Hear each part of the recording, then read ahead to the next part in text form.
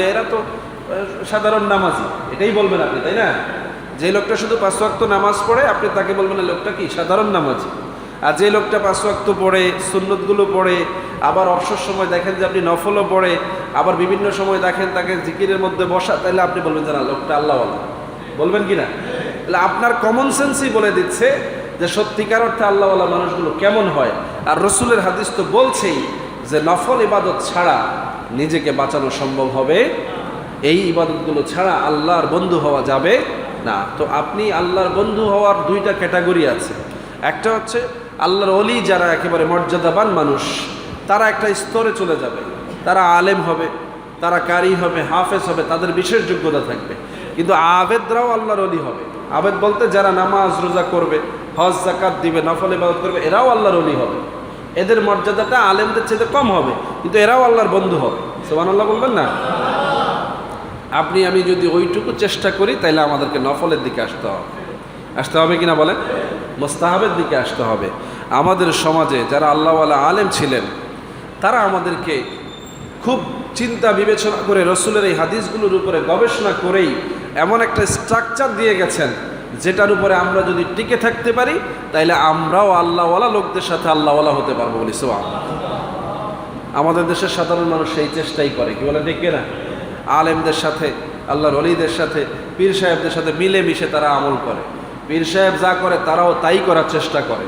এখন আপনি বলেন পীর সাহেবের যোগ্যতা আমাদের চাইতে বেশি না? তারা আলেম, বিশেষ ক্যাটাগরির আলেম, কোরআন হাদিস ভালো বোঝে, তাদের সুন্নত নফল মোস্তাহাব কোনোটা ছুটে যায় না, তারা দুনিয়া নিয়ে এত পেরেশান না, তারা মানুষের উপর এত জুলুম করে না, তারা অনেকভাবে নিজেদেরকে বাঁচাইয়া চলে, কি বলে ঠিক না? আমরা তাদের সাথে একত্রিত হয়ে একই মজলিসের থেকে যখন আশা করি যে না আমরা ভালো লোকের সাথে আছি, তখন কোরআনের আয়াতের বাস্তবায়ন হয়।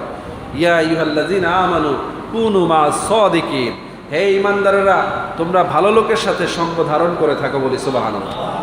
তাইলে কি হবে? তোমরা সফল কাম হবে বলি সুবহানাল্লাহ। তাইলে আমার আপনার আলেমের নিকটবর্তী হওয়ার রাস্তাও হচ্ছে নফল মুস্তাহাব ইবাদত, আল্লাহর নিকটবর্তী হওয়ার রাস্তা হচ্ছে নফল মুস্তাহাব সুন্নাত ওয়াজিবগুলো, কি বলেন ঠিক না? ফরজ তো আপনাকে পালন করতে হবে, ফরজ পালন না করলে তো ইমানই থাকবে না। ইমানদার হওয়া আর আল্লাহওয়ালা হওয়া একটু ডিফারেন্স আছে না? যারা কালেমা পড়ে, 5 ওয়াক্ত নামাজ পড়ে, তারা ইমানদার। কিন্তু আল্লাহওয়ালা কারা? যারা আল্লাহর বন্ধু হয়ে যায়, আল্লাহর নিকটবর্তী হয়ে যায়, যাদেরকে আল্লাহ পছন্দ করেন, যাদের কথা আল্লাহ কখনো ফিরাইয়া দেন না। তাহলে আমাদের টার্গেট কি শুধুমাত্র ইমানদার হওয়া না আল্লাহওয়ালা হওয়া? কি বলেন, কি হতে চাই আমরা? আল্লাহওয়ালা হতে চাই না? তাহলে আল্লাহওয়ালা হওয়ার রাস্তা তো এই সমাজে চালু আছে। আলেমরা আমাদেরকে আল্লাহওয়ালা হওয়ার রাস্তাটাই চালু করে দিয়েছেন। আমরা সেটা ছেড়ে দিয়ে শুধু ইমানদার হতে চাই। এটা কি ভালো কথা? বোঝেন নাই কথাটা? আমরা নফল ছেড়ে দিচ্ছি, মুস্তাহাব ছেড়ে দিচ্ছি, সুন্নত ছেড়ে দিচ্ছি, শুধু ফরজ ওয়াজিব ইত্যাদি পালন করে আমরা ইমানদার থাকতে চাচ্ছি। তাইলে আমরা শুধু ইমানদার হয়ে বাঁচতে পারবো কি পারবো না এটার গ্যারান্টি তো দিতে পারতেছি না, কি বলে ঠিক না? কারণ ইমান ছুটে যাওয়ার ভয় হর হামেশাই আছে। সম্মানিত হাজিরিন, এই কথাটা এজন্য বলছি যে আমাদের সমাজে নফল ইবাদতের ব্যাপারে মানুষের যতটা আগ্রহ, অনেক সমাজে এগুলো নাই, কি বলেন ঠিক না? আর আমাদেরকে নিয়ে এগুলোই সমালোচনা করা হয় যে হেরা ফরজের বেশি নফল ওয়াজিবের বেশি গুরুত্ব দেয়, এটাই বলে, তাই না? কোন নফলগুলোকে আমরা গুরুত্ব দিই? যেমন রমজান মাসের রোজা আমাদের সমাজে রাখে কিনা? রাখে না? ফরজ আছে না নাই? এরপরেও শাওয়ালের রোজা রাখে কিনা? এরপরেও অন্যান্য মাসের রোজা রাখে কিনা? তাহলে ফরজ ঠিক রেখে আমাদের সমাজে অন্যান্য নফল মোস্তাহাব সুন্নত রোজাগুলো রাখার প্রচলন আছে, আলহামদুলিল্লাহ। আমাদের সমাজে 5 ওয়াক্ত নামাজের মসজিদ আছে না নাই? জুমার মসজিদ আছে না নাই? নামাজ হয় কি না? ব্যাপক মুসল্লি আসে। এই ছাড়াও রাত্রেবেলায় বিভিন্ন সময় যখন বিভিন্ন দিবস আসে, শবে বরাত, শবে কদর, মেরাজ, মুহররম, আশুরা, এগুলো যখন আসে তখন কি লোকেরা বিশেষ ইবাদতে আসে না? তাইলে এই সমাজে ওই সময়গুলোতে বিশেষ বিশেষ সময়েও কিছু কিছু নফল ইবাদত করার প্রচলন আছে। তাইলে এখানে আল্লাহওয়ালা লোকের সংখ্যা বেশি না কম? বেশি। কথাটা বুঝতে পেরেছেন? এই সমাজে আল্লাহওয়ালা লোকের সংখ্যা বেশি। তো যারা আমাদেরকে এই সকল কাজগুলোকে বাধা দেয়, নফল ধর্মিয়া রাহেন, ফরজ ঠিক করেন আগে, নফল দরকার নেই, আরে আপনার ফরজ ঠিক করে নফলের কি দাম, এরকম বলে না অনেকে, আছে না? এই ধরনের ফেরকাবাজি করে তারা মূলত আমাদেরকে নফলগুলো থেকে সরায়। ওস্তাহাব থেকে সরায়।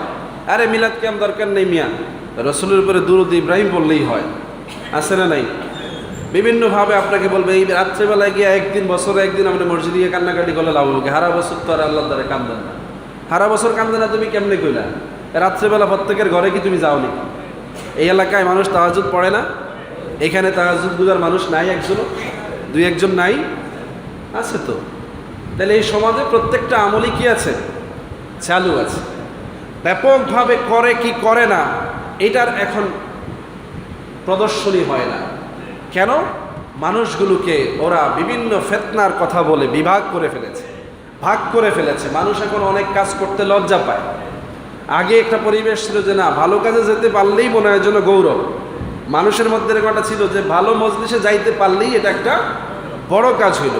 এখন মানুষ মজলিসের দাওয়াত পেলে চিন্তা করে জামু না না জামু, এখানে গেলে আবার কে কি মনে করে, এটা কি আমগো হুজুরগুলোর লগে মিলেনি, এটা কি ওই হুজুররা আবার পছন্দ করেনি, এটা কি এই যারা এই যে আমার বাড়ি ঘরে আছে যারা এরা আবার পছন্দ করে কিনা, আমি যেই মালিকের আন্ডারে কাজ করি সে আবার এটা পছন্দ করে কিনা, নানান চিন্তা নিয়ে মানুষকে পেরেশান হতে হয়। কি বলেন ঠিক না? তাহলে সে কিভাবে স্বচ্ছন্দে ইবাদতে যাবে? এইসব কারণে মানুষ এখন অনেক ইবাদত নিজে থেকে আর করে না, সামাজিকভাবেও করতে পারে না। তাইলে এই যে বিশৃঙ্খলাটা তৈরি হলো, এটার কারণ কি? কারণ হচ্ছে যে ফরজের দোহাই দিয়ে যারা শুধুমাত্র বিভিন্নভাবে ফরজ আমলের দোহাই দিয়ে আমাদেরকে সুন্নত, নফল, মোস্তাহাব কাজের প্রতি বাধা সৃষ্টি করছে, তাদের কারণে। কি বলেন ঠিক না? না, কথা হয় না। আচ্ছা, আচ্ছা, ঠিক আছে, ধন্যবাদ।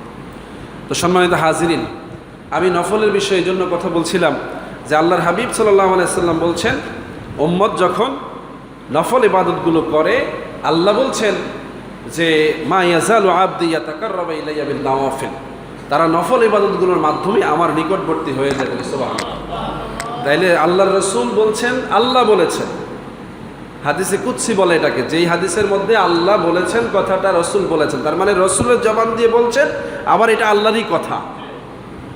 এই হাদিসগুলোকে হাদিসে কুদসি বলে। এই ধরনের হাদিসগুলোকে অবিশ্বাস করলে ঈমান থাকে না।